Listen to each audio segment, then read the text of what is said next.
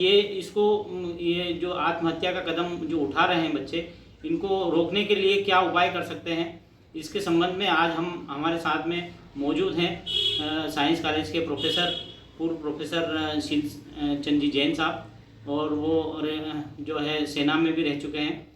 तो आज उनसे जानते हैं कि और वो उनसे मार्गदर्शन भी लेते हैं कि जो बच्चों जो हैं अवसाद में जा रहे हैं उनसे रोकने का क्या उपाय हो सकता है।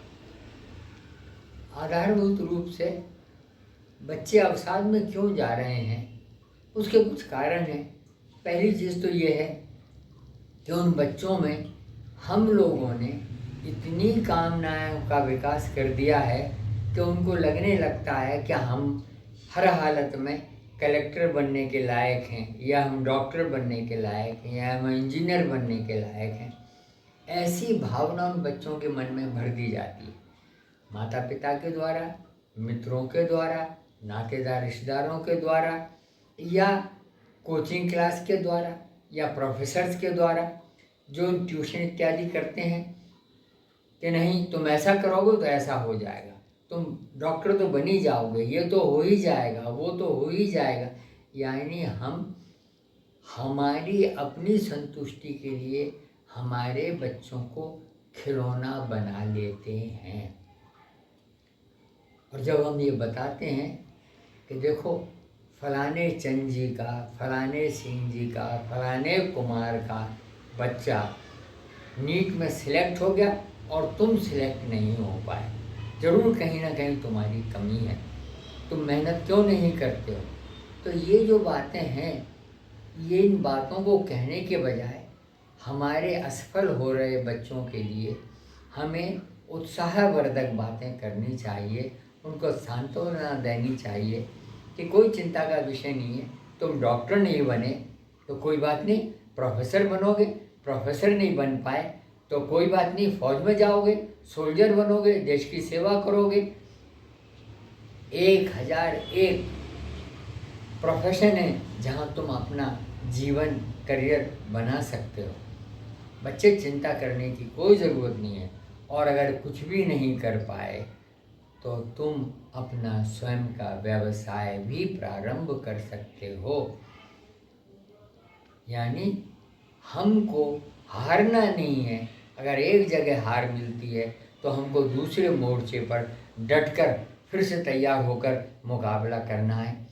अगर हम इस तरह बच्चों को कोच करेंगे, बच्चों को समझाएंगे, तो मुझे पूरी उम्मीद है कि बच्चों में निराशा नहीं होगी, अवसाद नहीं होगा।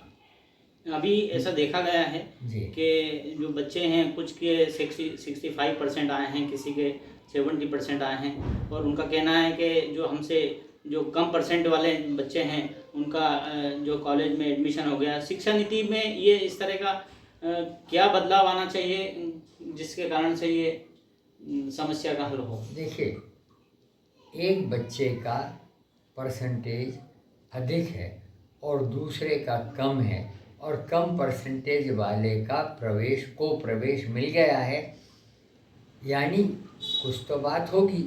अब कुछ बात में क्या हो सकता है? हो सकता है कि वो आरक्षित वर्ग से का बच्चा हो, यानी आरक्षण के कारण उसको एडमिशन मिल गई हो। ऐसे कई केसेस हैं जहाँ पर के सरकार में भी पदों पर आरक्षण है। एक जो कोई जूनियर था, वो आरक्षण के वजह से उस अधिकारी का बॉस हो जाता है, उस अधिकारी से वरिष्ठ हो जाता है। ये कहें एक तरह से तो आरक्षण के अभिशाप हैं, या कहें तो ये आरक्षण का वरदान है। वरदान उनके लिए जो वंचित हैं, शोषित रहे हैं कभी, लेकिन अब तो वो शोषण समाप्त हो चुका है। अब तो स्थिति नहीं है। यानी ऐसी अवस्था का अगर बनती है तो अब शासन को अपने स्तर पर इन चीज़ों के ऊपर विचार करना रहेगा कि आरक्षण बना रहे, लेकिन उनका आरक्षण दूसरे अनारक्षित विद्यार्थियों के ऊपर, उम्मीदवारों के ऊपर उसका प्रभाव ना हो। आरक्षण आरक्षित वर्ग में ही आरक्षण हो। आरक्षण का प्रभाव अनारक्षित वर्ग के साथ में उसका कंपटीशन ना हो। यानी आरक्षण देना है, बिल्कुल दीजिए। आरक्षण आरक्षित वर्ग के बीच में ही लगाइए। यानी एक आरक्षित वर्ग के विद्यार्थी को 0% आते हैं और उसको किसी भी प्रोफेशनल कॉलेज में एडमिशन मिल जाती है, 0 आने पर मिल जाती है, क्योंकि वो आरक्षित वर्ग का है। इसका मतलब मैं आरक्षण का विरोध नहीं कर रहा हूँ।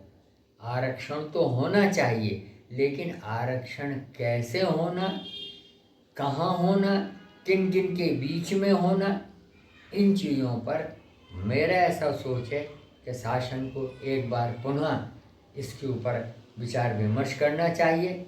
हम जानते हैं आरक्षण क्यों ख़त्म नहीं हो सकता है, क्योंकि ये राजनीतिक विषय हो चुका है।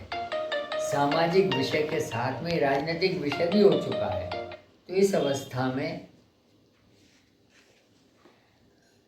समस्त राजनीतिक दलों को कुछ इस तरह का मार्ग निकालना चाहिए जिससे कि उनकी परेशानियां भी ना हो, आरक्षित वर्ग के लोगों को आरक्षण में भी दिक्कत ना आए, और जो अनारक्षित हैं, जिनको आप सवर्ण कहते हैं या जो आरक्षण में नहीं आते हैं, उनको भी बराबर अवसर मिलते रहें।